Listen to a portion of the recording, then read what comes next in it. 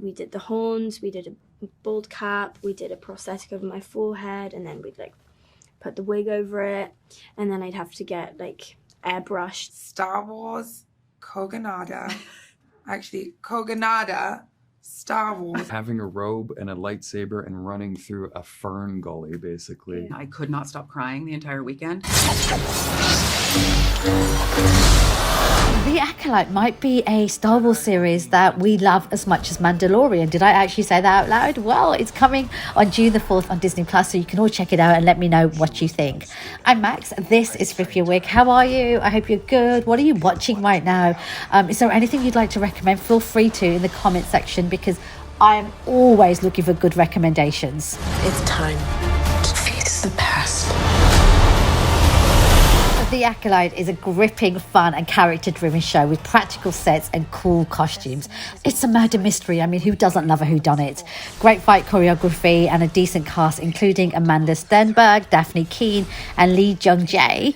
Carrie-Anne Moss also puts in an appearance. Let me know what you think. Are you excited about this? What are your thoughts? Creator and showrunner Leslye Headland definitely has put her heart and soul into this show. It was important for me, as audiences were brought into this world, that they both felt like it was a clean entry point. They didn't necessarily need to know Star Wars backward and forward in order to enjoy it. If you want to pull the thread, it'll change everything. Physically, I thought about yin and yang a lot, and I thought that would just be such a fun concept to play with, you know, because yang is light and it's masculine, and yin is dark and seductive and feminine, and the interplay of those two things, I just really wanted to physically differentiate the two characters, so you kind of always knew who you were looking at. Last night, a Jedi was murdered. We had 2 months of training before we started shooting the Acolyte, and you know, I've done a lot of action in the past in my career, so I thought 1 month should be enough for me. But when they showed me like a previs video of the choreography, I thought, wow, this is so incredibly beautiful, from the blocking to the movement. And I also thought, oh man, 2 months might not be enough.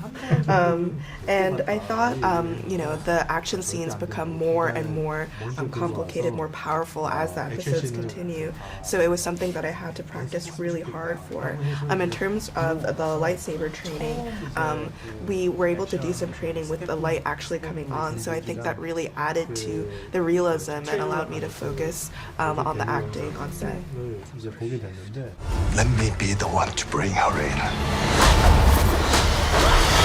One of the biggest things that struck me when I joined this project was how fierce of a star we had in Mandalay. My stunt master, my kung fu master and stunt trainer, his name is Jun Cheng Wu, and he was absolutely wonderful, and he started me off with, there was a circle on a cardboard box with a cross and an X, and I would just trace them over and over again until the tape in the box would be taken away, and then I would be able to do those movements in the air without any sort of guidance. And then, you know, we practiced punches and kicks and like roundhouse punches and kicks, and it just slowly developed until like I had enough of a foundation to do the pick up the stunt choreography quickly, which ended up being really important, you know, because I was two characters.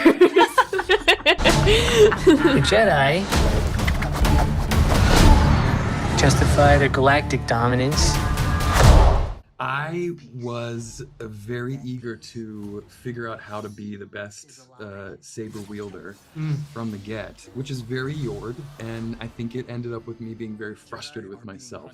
And Daphne, the dear friend that she is, and just a great human being, gave me some love and support and helped me kind of find my own grounding within it, which was really invigorating, but so cool the stuff that we learned and that we now have in our back pocket. Yeah. I know I can pick up a stick off the tree and throw some stuff around. It was a bit intense. I'd have to get up every morning at like 3:30 a.m. and then I'd drive into work, and then I'd be with my wonderful makeup artists, Jeremy and Rob, who designed the makeup look and just it sort of brought to life. There's such incredible craftsmen, and we got it down to an hour and a half, which is really impressive, and it consisted in we did the horns, we did a bald cap, we did a prosthetic over my forehead, and then we'd like put the wig over it, and then I'd have to get like airbrushed in color, and it was really just enjoyable in my hands, and I had to have like a special manicure.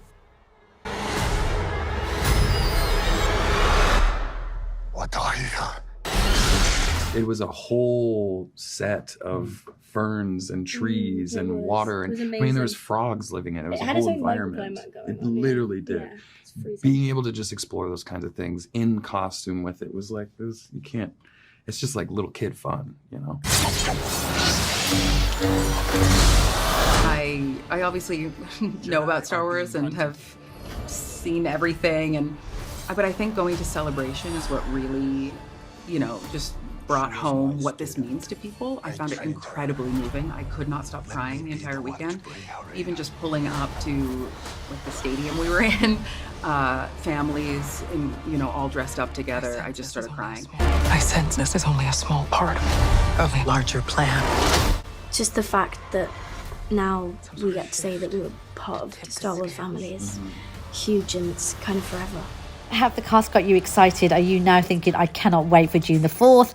Or are you a little bit like, I don't know, I'm not sure? Let me know. It's called The Acolyte. It's another new Star Wars series. We're keeping our fingers crossed. High hopes for this one. Leave a comment, turn your notifications on, subscribe, and I'll be back soon with more videos.